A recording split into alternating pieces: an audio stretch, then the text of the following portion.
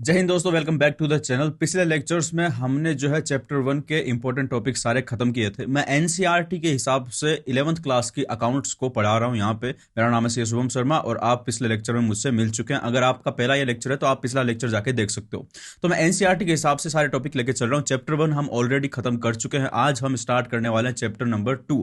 तो अगर आप एनसीईआरटी से पढ़ते हो तब तो आपके लिए बहुत अच्छी बात है, क्योंकि आपको एग्जैक्टली डिट्टो वो चैप्टर और वो पॉइंट सारे वहां पे मिल जाएंगे। लेकिन अगर आप एनसीईआरटी के अलावा किसी और अपने स्टेट बोर्ड की किताब से पढ़ते हो या फिर आप सीबीएसई बोर्ड की किताब से पढ़ते हो और उनमें अलग अलग टॉपिक अलग अलग जगह पे दिए हुए हो सकते हैं, लेकिन जो क्लासेज है उनके टॉपिक सभी किताबों में सेम होंगे। उनका सीक्वेंस अलग हो सकता है या फिर उनका चैप्टर के टॉपिक्स अलग हो सकते हैं। तो आप अपने हिसाब से जिस भी किताब में आप पढ़ते हो, जिस भी बुक से आप पढ़ते हो, उस पर आप जाके फिर उनको ढूंढ सकते हो और आराम से पढ़ सकते हो।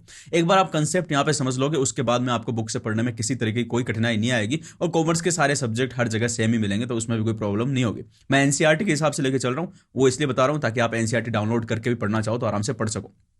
तो हम चैप्टर 1 जो है वो खत्म कर चुके हैं और आज हम स्टार्ट करने वाले हैं चैप्टर नंबर 2। और चलो चैप्टर नंबर 2 को हम स्टार्ट करते हैं। चैप्टर नंबर 2 जो है वो एनसीईआरटी का, उसमें सबसे पहले हम देखेंगे क्या दिया हुआ है। तो देखो चैप्टर नंबर 2 में जो फर्स्ट पॉइंट दिया हुआ ना, फर्स्ट पॉइंट दिया हुआ है theory and base of accounting. Theory and base of accounting, तो इसका मतलब हमें समझना होगा इस पॉइंट का। ये जो टॉपिक दिया हुआ है, सब टॉपिक दिया हुआ है चैप्टर नंबर 2 में। तो थ्योरी बेस ऑफ अकाउंटिंग का मतलब होता है कि भाई जो अकाउंटिंग हम कर रहे हैं, जो अकाउंटिंग, जो खाते हम बनाएंगे, जो बुक्स ऑफ अकाउंट हम बनाएंगे, जो अकाउंटिंग करना हम सीखेंगे कॉमर्स में, जो हम पढ़ेंगे, उसके पीछे बेसिस क्या है, उसके पीछे क्या थ्योरी है, उसके पीछे क्या रूल्स रेगुलेशन बनाए गए हैं जिनके हिसाब से वो अकाउंटिंग की जाती है। क्योंकि अगर कोई चीज हम पढ़ रहे हैं, किसी चीज पे किताबों में टॉपिक दिए हुए हैं और वो टॉपिक सब में सेम है, तो इसका मतलब कुछ ना कुछ तो थ्योरी और रूल ऐसे होंगे जो सब में सेम रहेंगे और हर जगह अप्लाई होंगे। तो उन्हीं के बारे में हम इस टॉपिक में पढ़ने वाले हैं कि भाई थ्योरी और बेस अकाउंटिंग का क्या है। तो यहां पे देखिए दिया हुआ है कि what theory and base means, यानी कि जो थ्योरी है भाइयों और जो बेस है उसका मतलब होता क्या है। अगर वो हम समझ जाएंगे तो ये टॉपिक भी हमें समझ में आ जाएगा। देखो, policies, principles and practice adopted generally. तो थ्योरी का मतलब, थ्योरी बेस का मतलब होता है वो पॉलिसी, वो प्रिंसिपल और वो प्रैक्टिसेस जो कि जनरली अडोप्ट की जाती है सभी के साथ, सभी के द्वारा। जनरली का मतलब लगभग लगभग सभी लोग इसको अडोप्ट करते हैं, सभी लोग अडोप्ट करते हैं, लगभग लगभग सभी। ऐसा नहीं कि 100% लोग ही करते हैं, लेकिन most of the people adopt these policies and practices. क्यों? ताकि ताकि ताकि अकाउंटिंग इंफॉर्मेशन जो है वो रिलायबल और कंपेरेबल हो सके। अब देखो, समझो इसको बात को। थ्योरी बेस का मतलब वो पॉलिसीज, प्रिंसिपल और प्रैक्टिस अडोप्टेड जनरली, सभी लोगों के द्वारा जो पॉलिसी, प्रिंसिपल, प्रैक्टिस अपने खाते बनाने में जो रूल्स, एक तरीके से समझ सकते हो इसको, जो रूल्स फॉलो किए जाते हैं लोगों के द्वारा, सेम रूल सभी लोग जनरली फॉलो करते हैं। और सभी लोग सेम रूल फॉलो करेंगे तो सबके सेम सेम अकाउंट बनेंगे, ठीक है।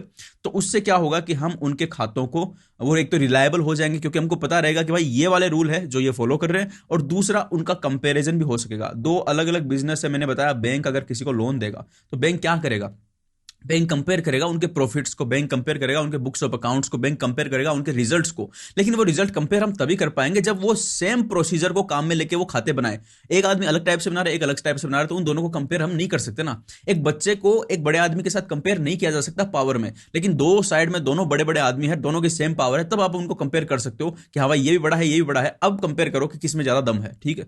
तो उसी तरीके से जो अगर सभी लोग जो है प्रिंसिपल पॉलिसी फॉलो करेंगे, generally same policy principle follow करेंगे, तो उनके अकाउंट्स को हम कंपेयर कर पाएंगे। और यही फायदा होता है थ्योरी बेस ऑफ अकाउंट का, ठीक है। थ्योरी बेस मतलब वो पॉलिसी, वो प्रिंसिपल, वो रूल जो लोग जनरली फॉलो करते हैं, और लोग जब एक जैसे रूल को फॉलो करेंगे तो हम उनके बुक्स ऑफ अकाउंट्स को कंपेयर कर पाएंगे। और बुक्स ऑफ अकाउंट ज्यादा रिलायबल यानी ज्यादा विश्वसनीय भी बन जाएंगे, क्योंकि उन्होंने कोई ऐसा रूल फॉलो किया है जो किसी ने सोच के, विद्वानों ने बैठ के सबने बनाया है, और फिर उसको फॉलो करोगे तो रिजल्ट सही आएंगे, रिलायबल आएंगे। तो ये सिस्टम हो गया थ्योरी बेस का मतलब। अब देखो, इसके बाद में आता है generally accepted accounting principle, GAAP। देखो नाम से ही पता चल रहा है, इसको समझने की जरूरत नहीं है। मैं बोल रहा हूं कि मैंने नहीं पढ़ा है आपको, आपने सिर्फ टॉपिक का हेडिंग पढ़ा, जनरली एक्सेप्टेड अकाउंटिंग प्रिंसिपल। अब इसमें समझना आएगा कुछ। जनरली का मतलब आमतौर पर, एक्सेप्टेड यानी जो स्वीकार कर ले लोग, मान ले। अकाउंटिंग तो अकाउंटिंग है, प्रिंसिपल का मतलब नियम, यानी लोग, वो नियम जिनको लोग आमतौर पर मान लेते हैं अपने खाते बनाते टाइम कि भाई ये नियम है, इसको मैं मान रहा हूं, तो वो हो गए जनरली एक्सेप्टेड अकाउंटिंग प्रिंसिपल। इसमें कुछ दिमाग लगाना है? कुछ भी नहीं लगाना। तो यही होता है। उसके बाद में देखो क्या होता है, ये universally accepted rules of accounting. Universally का मतलब सभी लोग, इन रूल्स को मानते हैं। ये रूल बनाए किसने? देखो, कोई कुछ कुछ कुछ संस्थाएं होती है, जैसे भारत की बात करें तो ICAI, institute of chartered accountants of India, जिसका मैं मेंबर हूं, मैं सीए हूं, तो हर सीए जो है वो सीए इंस्टीट्यूट का मेंबर होता है। इसको सीए इंस्टीट्यूट भी बोलते हैं और institute of chartered accountants of India बोलते हैं। ये जो है अकाउंटिंग स्टैंडर्ड्स इश्यू करता है। अकाउंटिंग स्टैंडर्ड क्या होता है? ये भी एक टाइप के रूल्स है, आगे पढ़ेंगे इस चैप्टर में, अकाउंटिंग स्टैंडर्ड भी आएंगे हमारे पास में। तो ये एक टाइप के रूल्स है जो कि फॉलो किए जाते हैं कब? जब हम अपने सॉरी, यहाँ पे मेरे ख्याल से मेरी फोटो आ रही होगी बीच में, 2 सेकंड में ऊपर लिखता हूँ थोड़ा सा। जो आईसीएआई है, ICAI, institute of chartered accountants of India, ये अकाउंटिंग स्टैंडर्ड इश्यू करता है और अकाउंटिंग स्टैंडर्ड फॉलो किए जाते हैं जब बुक्स ऑफ अकाउंट्स बनाते हैं। एक टाइप के रूल है ये, ठीक है। और सभी लोग फॉलो करेंगे एक जैसे रूल, तो एक जैसे अकाउंट्स बनेंगे, तो हमको पता चल पाएगा कि हाँ भाई, किसका दम, किस में दम ज्यादा है, किस में दम कम है, क्योंकि एक जैसे नियमों को काम में लेके उन्होंने बनाया है। तो इसी तरीके से institute of chartered accountants of India में बड़े बड़े सीए, बड़े बड़े जो है इस प्रोफेशन के, जो बहुत सालों से इस प्रोफेशन में, वो लोग बैठे रहते हैं और उनका एक बोर्ड होता है, एक कमेटी होती है। वो कमेटी जो है इन सारे स्टैंडर्ड को, इन रूल्स को बनाती है। तो जो विद्वान लोग हैं, जिनको बहुत साल हो गए इस फील्ड में काम करते हुए, इस प्रोफेशन में काम करते हुए, अकाउंटिंग में काम करते हुए, जिनको बहुत सारा नॉलेज है अलग अलग चीज़ों का, जिनको बहुत सारा नॉलेज है इंटरनेशनल इन्वायरमेंट का और बाकी परिस्थितियों का, इकोनॉमिक्स का और बाकी जीडीपी का, देश की अर्थव्यवस्था का, तो वो सब लोग बैठ के ये रूल्स बनाते हैं और फिर सारे बिजनेस उन रूल को मानते हैं, जिससे कि एक कंपेरेबिलिटी हो सके बिजनेस के अकाउंट्स में और रिलायबिलिटी भी आ सके, क्योंकि बहुत बढ़िया दिमाग वाले लोगों ने रूल बनाया। उन रूल को अगर आप फॉलो करोगे तो आपके रिजल्ट भी अच्छे आएंगे, ऐसा माना जाता है, ठीक है। तो यहां पे लिखा है universally accepted rules of accounting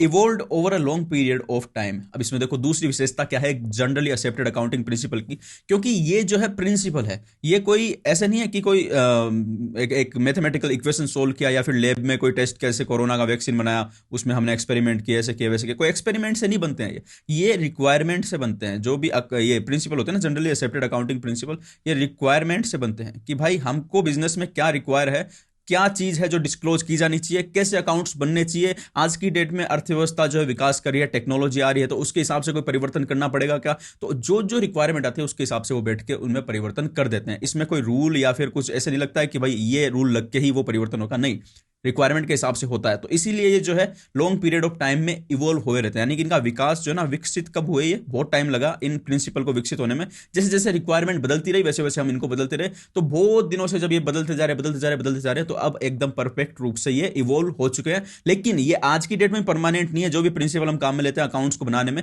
ये आगे भी बदलते रहेंगे। आज जो आप काम में ले रहे हो सकता है 20 साल बाद में उससे बिल्कुल अलग प्रिंसिपल आप काम में लो, तो वो बदल जाएंगे। तो ये पीरियड के साथ में, टाइम के साथ में इवोल्व यानी कि विकसित होते रहते हैं अकाउंटिंग प्रिंसिपल है वो, ठीक है। ये इनकी विशेषता हो गई। दूसरा, ऑल्सो कॉल्ड कंसेप्ट और कन्वेंशन, जो ये जनरली एक्सेप्टेड अकाउंटिंग प्रिंसिपल है GAAP, इनको ही हम अकाउंटिंग कंसेप्ट या फिर अकाउंटिंग कन्वेंशन भी बोलते हैं।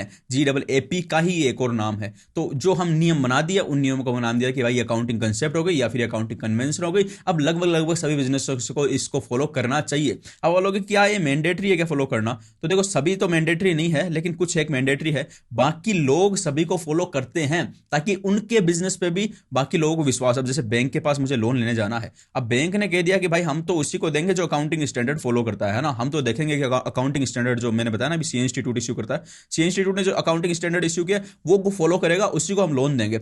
अब भाई अगर आपको लोन चाहिए, पैसा चाहिए बिजनेस को बढ़ाने के लिए, तो आप फॉलो करो, नहीं मत करो। तो रिक्वायरमेंट्स ऐसी बना दी गई है आसपास के वातावरण में, अर्थव्यवस्था में, कि लोगों को फॉलो करना पड़ता है और उससे बाकी बिजनेसेस को, बाकी इन्वेस्टर को, बैंक्स को भी उस पर विश्वास हो जाता है। बाकी जो इन्वेस्टर है उनके शेयर में पैसा लगाना चाहते हैं उनको भी विश्वास हो जाता है कि हाँ ये रूल फॉलो कर रहे हैं, इसका मतलब इनके अकाउंट सही है, कोई हेराफेरी ज्यादा होने की संभावना नहीं रहती है फिर। अच्छा, तो ये हो गई बात कि जो है इनको कंसेप्ट और कन्वेंशन भी बोलते हैं। अब हम बात करते हैं भाई, कंसेप्ट कन्वेंशन बोलते हैं अगर जनरली एक्सेप्टेड अकाउंटिंग प्रिंसिपल को, तो कौन कौन सी ये कंसेप्ट और कन्वेंशन होती है जो कि हम अकाउंट्स बनाते टाइम पे फॉलो करते हैं, कौन कौन सी है, उनके बारे में हम जानेंगे आगे वाले टॉपिक में। तो आपसे मिलता हूं मैं नेक्स्ट लेक्चर में। आज के लेक्चर में हम इतना ही रखते हैं। नेक्स्ट जो लेक्चर है उसमें हम देखने वाले हैं अकाउंटिंग के कंसेप्ट और कन्वेंशन सारे के सारे डिटेल में। तो दोस्तों, वीडियो देखने के लिए बहुत बहुत धन्यवाद। मिलते हैं नेक्स्ट लेक्चर में। Thank you very much. Good bye.